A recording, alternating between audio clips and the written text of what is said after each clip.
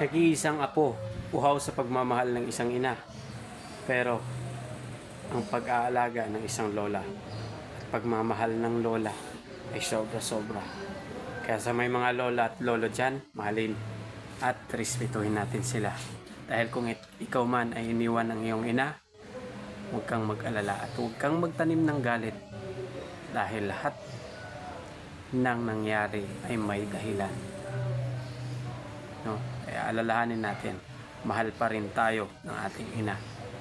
Sila pa rin yung ating ina. Sila pa rin yung nagluwal sa atin.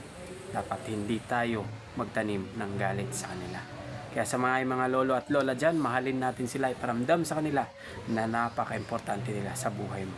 Dahil kung wala sila, nasaan ka na ngayon? Kaya proud ako sa mga apo na tumitindig, nagmamahal sa kanilang mga lolo at lola.